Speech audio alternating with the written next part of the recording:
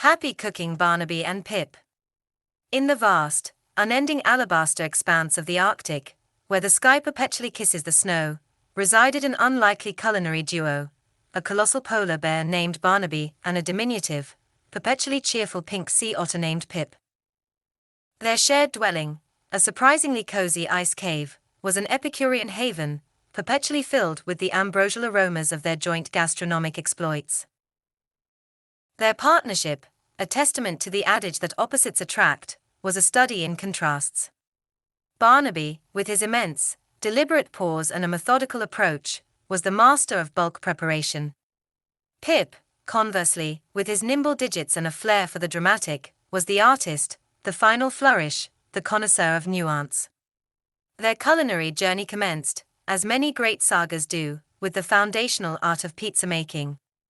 Barnaby, with a gravitas befitting his size, would knead vast quantities of dough, his powerful forearms methodically working the elastic mass on a large, frosted ice block.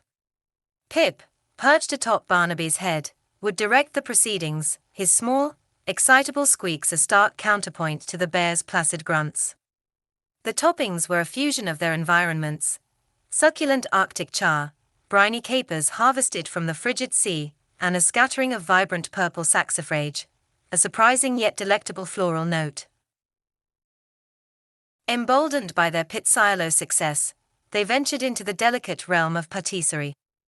The challenge was a multi-layered cake, a confection of considerable architectural complexity. Barnaby, with a surprising gentleness, would sift mountains of flour, creating a fine, powdery snowstorm within their cave. Pip, with a tiny, bespoke whisk fashioned from a walrus whisker, would then aerate the egg whites and cream into voluminous, cloud-like peaks.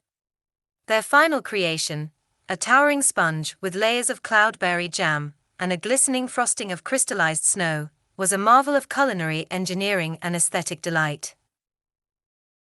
The allure of international cuisine soon beckoned, leading them to the intricate art of sushi.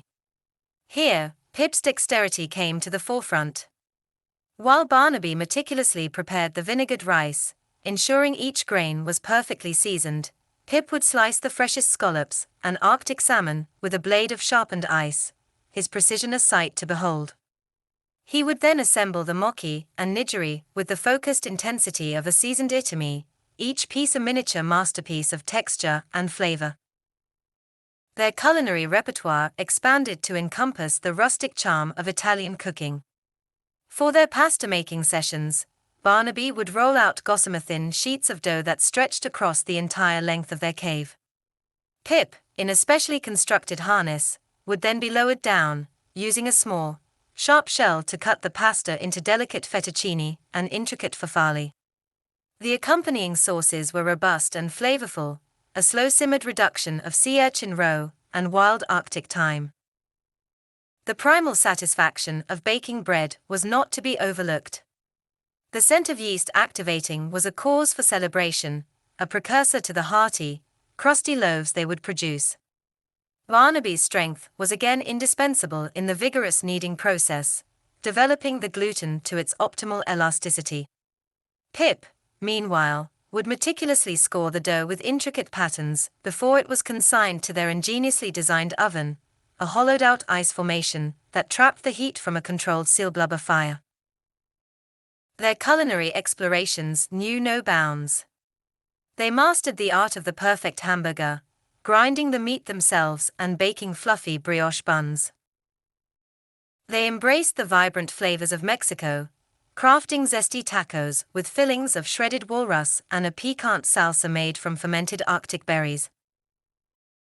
The sweet, comforting aroma of freshly baked cookies often filled their icy abode, each one decorated with Pip's artistic flair. They delved into the complexities of Japanese ramen, simmering a rich, umami-laden broth for days on end. Their pièce de résistance was an ambitious paella, a vibrant saffron-infused rice dish teeming with a bounty of Arctic seafood, a culinary tribute to a land far from their own. In the quiet solitude of the Arctic, amidst the shimmering aurora borealis, the culinary creations of Barnaby and Pip were a testament to their extraordinary friendship. Their shared passion for gastronomy transformed their icy world into a place of warmth, flavor, and boundless creativity, proving that the most exquisite of collaborations can arise from the most improbable of partnerships.